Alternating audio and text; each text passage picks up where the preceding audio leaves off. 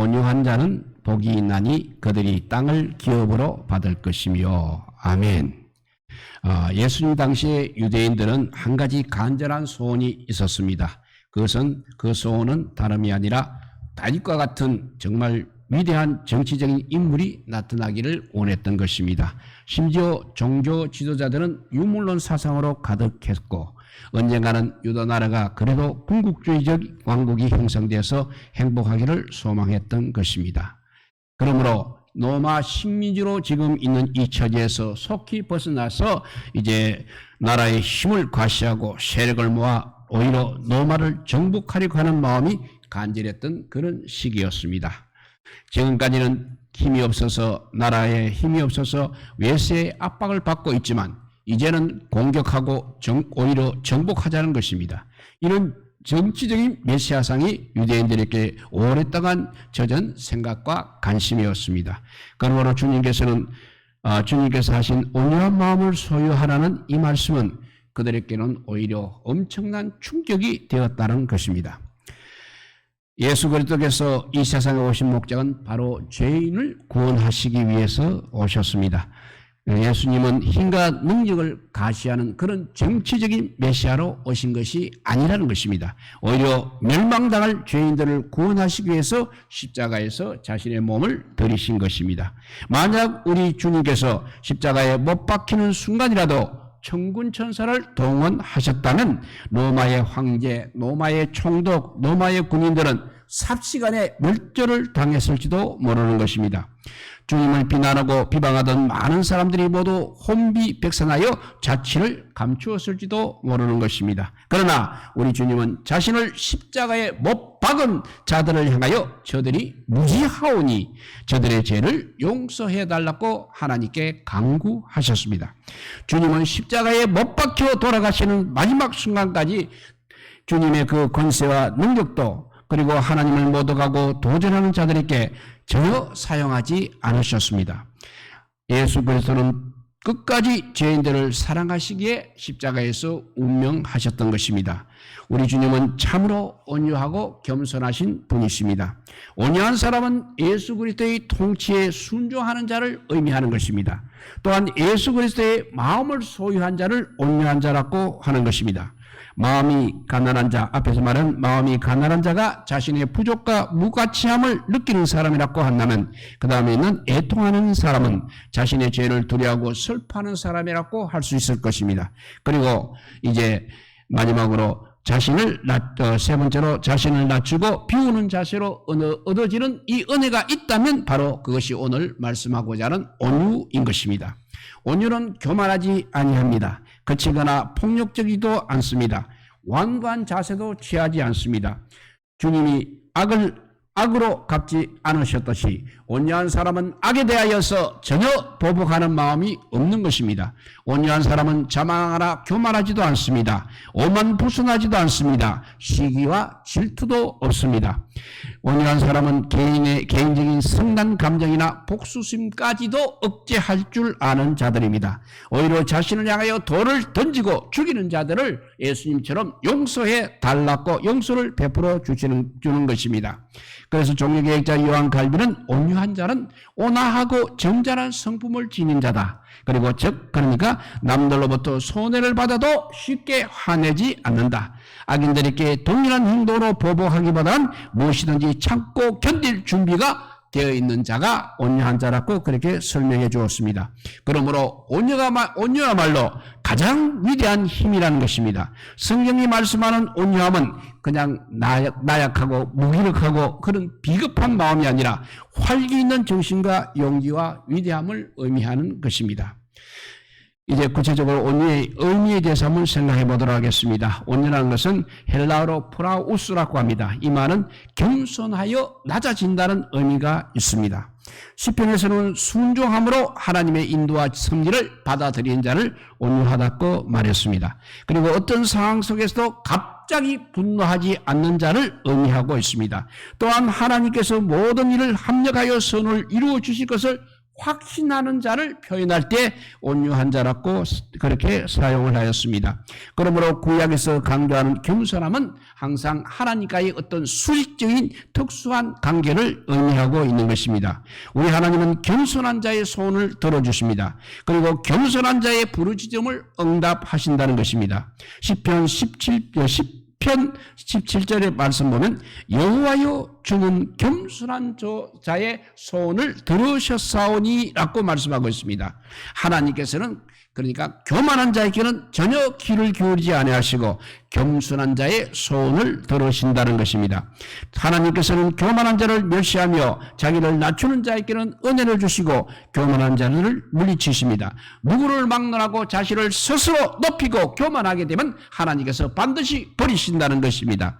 그러므로 온유해지고 겸손해질 때 하나님의 사람으로 쓰임을 받게 된다는 것입니다. 오늘날 현대 사회는 온유라는 것을 잘못 생각하여 그냥 힘이 없고 연약한 그런 것으로 생각하는 경향이 있습니다. 그리고 비굴하고 불의에 굴복하는 것이나 스스로 동정하지 못하는 것 혹은 타인을 위하여 전혀 도움을 주지 못하는 것으로 온유를 판단할 수도 있는 것입니다. 왜냐하면 온유한 자는 부드럽다고만 생각하여 이렇게 저렇게 옆에서 찔러봐도 줏대없이 행동할 것으로 그렇게 생각하기 때문입니다. 그러나 온유는 약하면서도 부드러운 것이 아니라 강하면서도 매우 부드러운 것을 의미한다는 것을 항상 명심하시기 바랍니다. 그리고 온유한 말 속에는 친절함과 겸손과 동정심과 인정이 많은 것을 의미합니다. 그리고 그렇다고 해서 전혀 허세를 부리지 않습니다. 우리는 주님의 온유하심과 겸손의 모범을 본받고 살아야 할 것입니다. 이제 그 다음에는 우리 온유한 자의 특징을 살펴보도록 하겠습니다. 온유한 자의 특징 첫째는 모든 사람에게 부드럽게 행한다는 것입니다. 천국 백성은 교만하거나 무례히 행하지 아니하고 온유한 자로 살아가야 한다는 것입니다.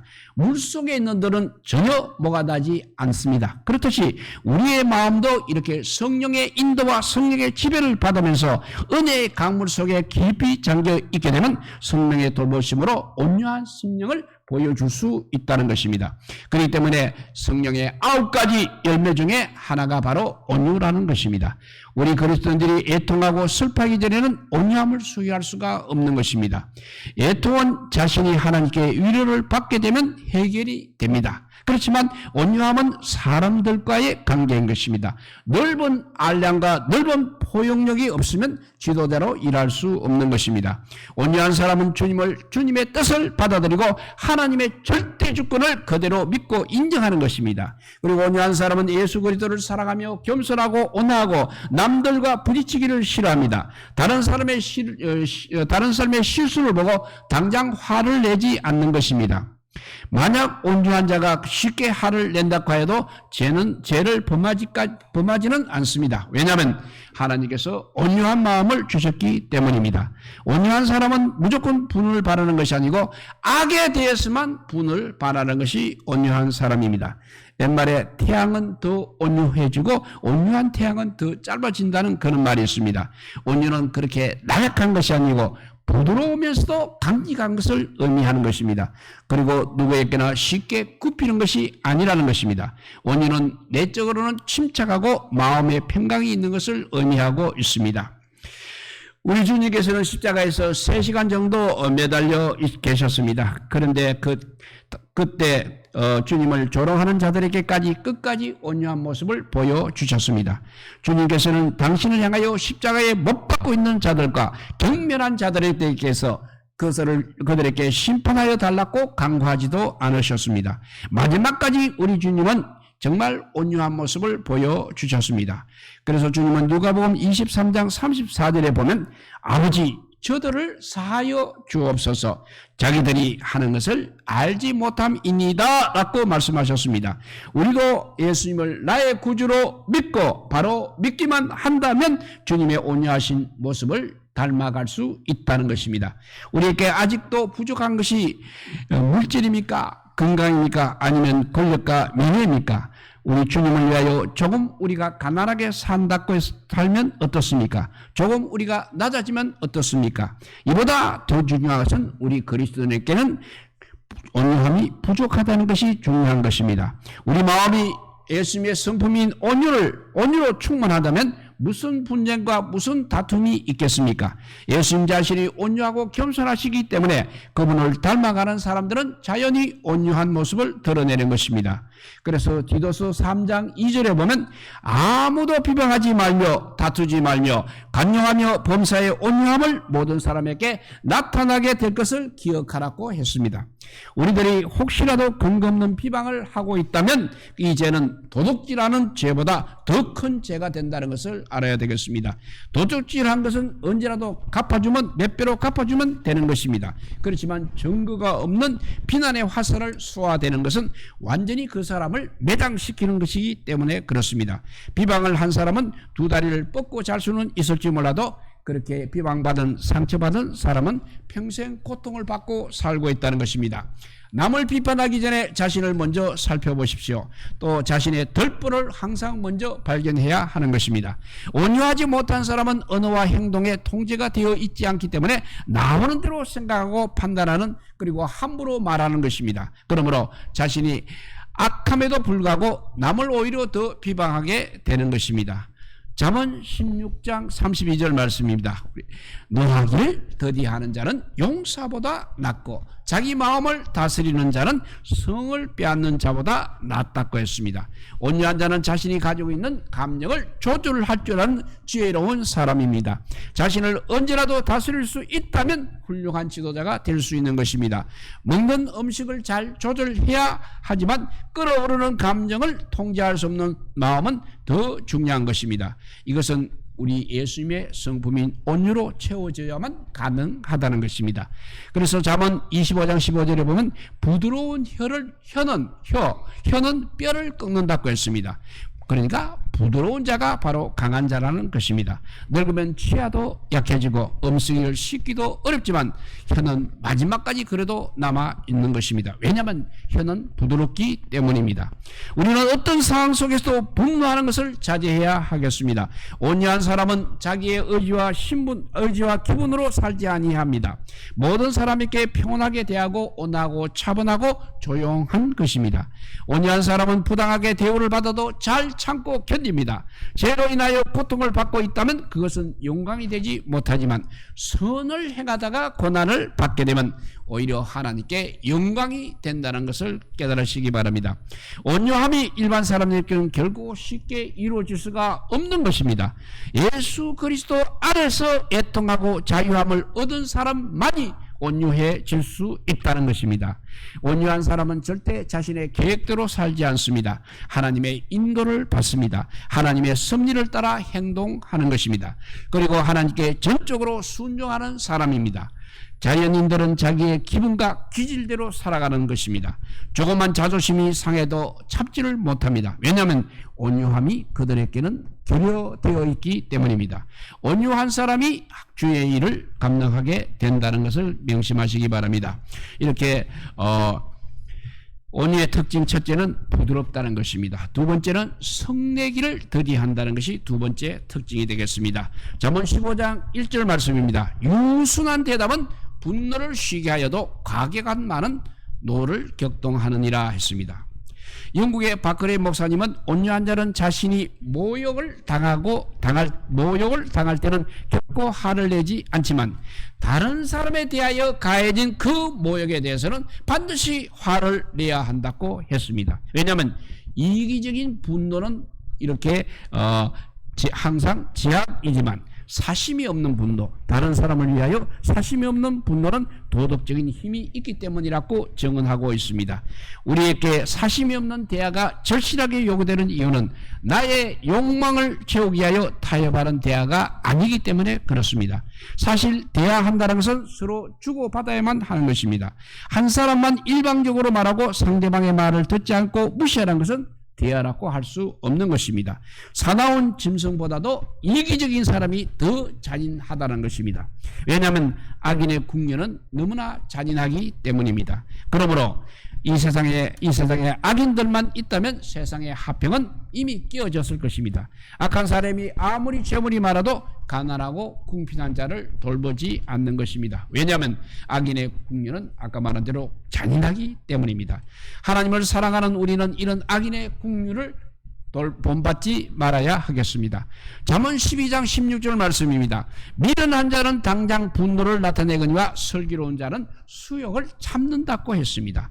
온유한 자는 감정적인 폭발이 없다는 것입니다. 온갖 비난도 감수하고 참게 되는 것입니다. 이성적으로만 노를 바라는 것입니다. 온유한 자는 화를 낼 만한 일을 당해도 그 화를 오히려 부드럽게 참아냅니다. 손해나 악을 그대로 갖기보다는 차라리 기꺼이 참는다는 것입니다. 그러므로 온유한 사람은 모든 것을 사랑하시고 돌보시는 하나님의 손에 항상 의탁하는 것입니다. 야고보서 1장 20절에도 보면 사람이 성내는 것이 하나님의 의를 이루지 못한다라고 했습니다. 온유한 사람은 화가 날 만한 일에도 참아야 됩니다. 억울하고 답답할 때에도 할 말을 다하지 아니하고 부드러움을 남겨야 하는 것입니다. 그래서 온유의 특징 첫째는 부드럽다고 했고, 두 번째는 성내기를 더디한다고 했습니다. 세 번째 특징은 온유한 사람은 하나님의 말씀을 온유함으로 받는 자입니다. 야고보서 1장 21절 말씀입니다. 그러므로 모든 더러운 것과 넘치는 악을 내버리고 너희 영혼을 능히 구원할 바 마음에 심어진 말씀으로 온유함을 받으라 했습니다. 온유한 사람은 겸손하게 말씀을 받아들입니다. 그리고 항상 말씀을 배우기를 원하고 있습니다. 나는 다 배웠으니 이제 공부할 것이 없다고 하는 사람처럼 어리석은 사람은 없는 것입니다. 알아도 말씀은 배워야 하는 것입니다. 배우는 사람이 현명한 사람입니다. 그런데 우리 하나님의 말씀을 배운다는 것은 끝이 없다는 것을 알아야 합니다. 우리의 작은 두뇌를 가지고 하나님을 알아간다는 것은 평생을 힘써도 다 알 수가 없는 것입니다. 어항 속에 있는 물고기는 물 밖에 있는 세계를 전혀 알 수 없듯이 성령의 조명을 받지 아니하고는 우리 하나님의 말씀을 결코 알 수가 없는 것입니다. 그러나 교만한 사람은 거꾸로 배우기를 싫어하는 것이고 거부하는 것입니다. 그래서 잠언 13장 13절에 보면 말씀을 멸시하는 자는 자기에게 패망을 이루고 계명을 두려워하는 자가 상을 얻는다고 했습니다. 이 말씀은 성도들에게 너무나도 두렵고 떨리는 말씀입니다. 교만하여 망한 사람이 우리 주변에 너무나도 많기 때문입니다. 그 옛날 바로왕이 그랬습니다. 애굽의 바로왕이 그랬습니다. 그리고 이스라엘의 초대왕이던 사울도 하나님과 말씀을 매우 무시하더니 최후의 삶은 너무나도 비참한 죽음을 초래하고 아들까지도 모두 전쟁에서 전사함으로 왕의 대를 한 대도 잊지 못하고 말았던 것입니다. 오만 불순하고 예의와 상식도 없는 교만한 사람은 자신도 망할 뿐만 아니라 자기 가정도 폐가 망신하게 되는 것입니다. 그것으로 끝나는 것이 아니라 하나님의 영광까지도 가리게 된다는 것입니다. 세상의 우주과학은 집중적으로 한 30분 이상 공부하게 되면 그 학문의 전문가가 될 수 있다고 합니다. 그러나 우리 하나님의 말씀은 무궁무진하여서 평생 배우고 평생 연구해도 다 알지를 못하는 것입니다. 깊이 있는 말씀과 영적 통찰력과 분별력을 우리 성령 하나님께서 우리에게 주셔야만 깨달을 수가 있는 것이 하나님의 말씀입니다. 그래서 교만한 자에게는 말씀이 들어오지 아니할 뿐만 아니라 말씀 앞에 절대 자신을 낮출 수가 없는 것입니다. 교만한 사람은 자신이 오히려 하나님과 동등하려고 하고 더 교만하게 되면 자신이 오히려 하나님보다 더 높다고 그렇게 생각하는 것입니다. 그렇기 때문에 방자하게 행하게 됨으로써 교만이 그렇게 무섭다는 것입니다. 사람이 권력을 갖기 전에는 매우 겸손을 오래 유지하는 것 같기도 합니다. 그러나 권세를 가진 후에 보게 되면 몇 년은 그래도 겸손을 유지할 수도 있습니다. 그러나 권자의 그 기간이 오래되면 오래될수록 변질되기가 쉽다는 것입니다. 교만이 들어오면 그 후로는 하나님이 그 사람 눈에 보이지 않게 되는 것입니다. 그래서 겸손한 자는 복이 있는 사람입니다. 겸손하고 부드러워지면 그 사람은 바로 참으로 행복한 사람입니다. 그러므로 죄를 자복하고 끼어지고 부서진 마음이 되어야 하는 것입니다. 왜냐하면 부드러운 마음을 가진 사람이 주님의 말씀을 받아들이기 때문에 그렇습니다. 온유하고 온순하고 순종한다는 것은 우리 인간의 노력으로 되는 것이 아니라는 것입니다. 오직 하나님의 은혜로 새롭게 변화되어 부드러운 마음을 가진 자라야 말씀에 순종할 수 있는 것입니다. 그래서 시편 149편 4절에 보면 여호와께서는 자기 백성을 기뻐하시며 겸손한 자를 구원으로 아름답게 하심이로다 했습니다. 우리 그리스도인께 온유함이 가득하다면 그 어떤 보다도 더 귀한 것입니다. 관영하고 너그러운 마음은 우리 하나님께서 주시는 우리 주님께서 원하시는 마음입니다. 우리 주님 자신이 온유하다고 말씀하셨기 때문입니다. 영국의 청교도 신학자 제임스 패케는 교만을 조심하라고 말했습니다. 또 잠언 18장 12절에도 사람의 마음의 교만은 멸망의 성봉이요 겸손은 종기의 앞길잡이다 라고 했습니다. 일단 사람은 교만하게 되면 결국 넘어지게 되어 있는 것입니다. 그래도 깨닫지 못하면 수치를 당하고 파멸까지 하게 되는 것입니다. 그러나 겸손하고 자신을 낮추고 더 낮춘다면 하나님께서 반드시 존귀하게 사용하실 것입니다. 우리가 항상 온유하고 겸손할 수 있다면 그것이 바로 하나님의 은혜라는 것입니다. 왜냐하면 온유한 자가 말씀을 깨달을 수 있기 때문인 것입니다. 교만한 자는 말씀을 듣지 않을 뿐 아니라 오히려 말씀을 무시하기까지 하는 것입니다. 사울왕은 하나님의 말씀을 무시하고 업신여기기 때문에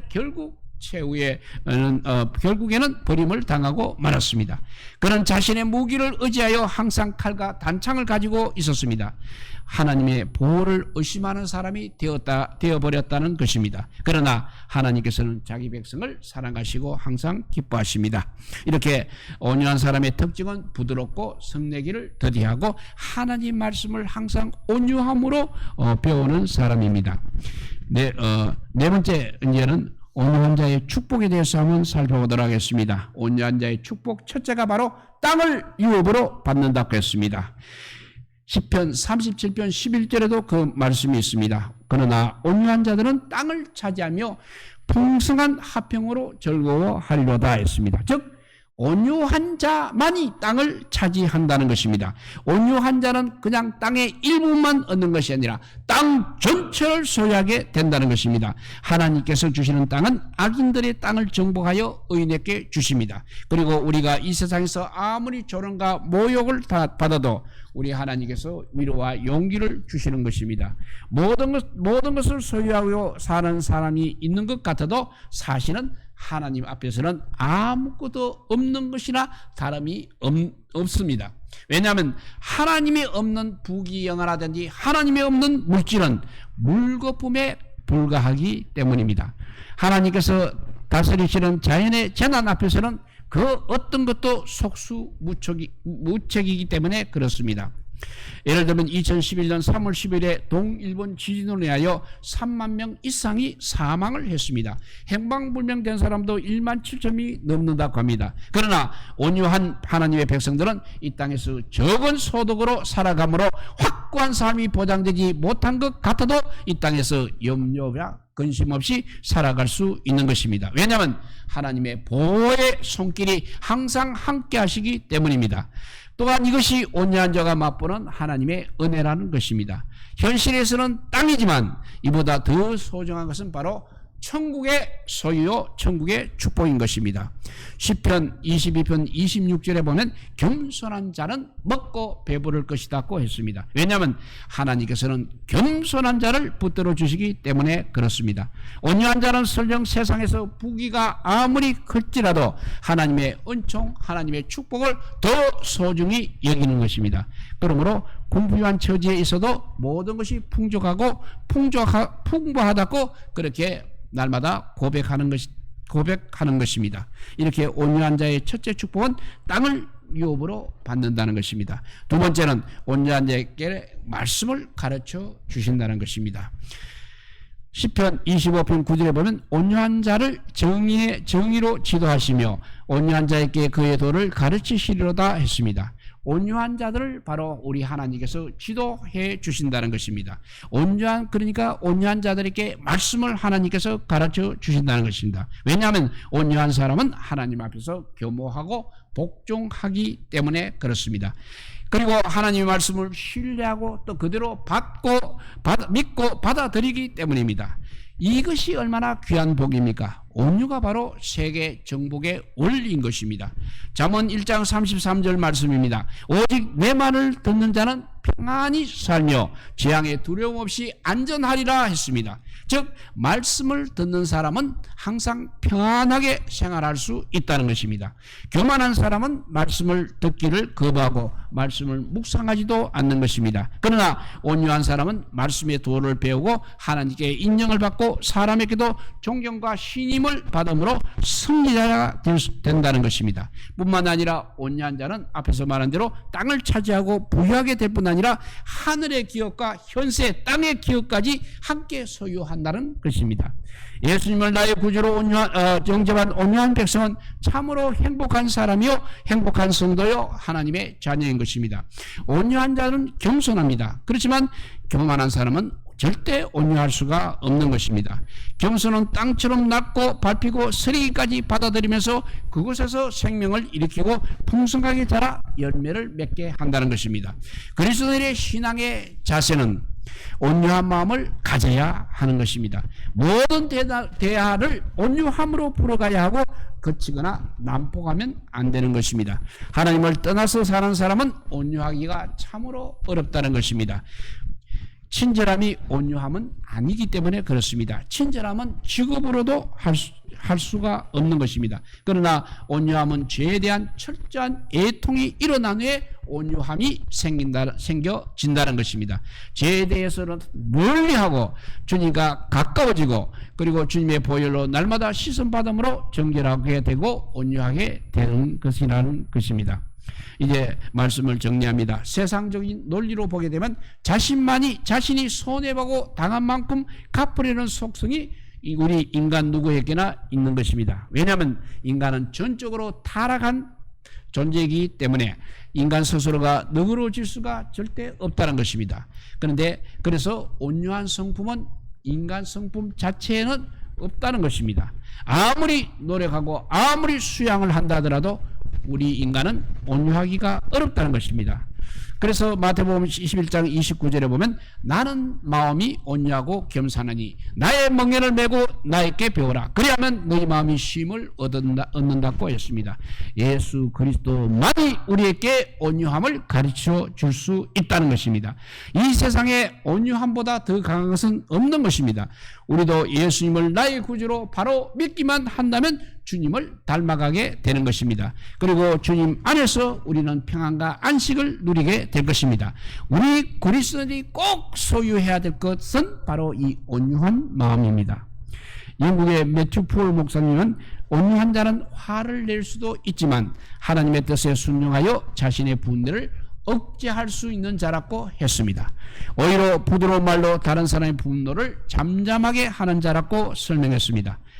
독도에 가보면 독도의 그 세찬바람에도 꽃을 피우는 섬초롱이라는 꽃이 있습니다. 이 꽃은 우리나라 독도에만 피는 꽃이라고 합니다.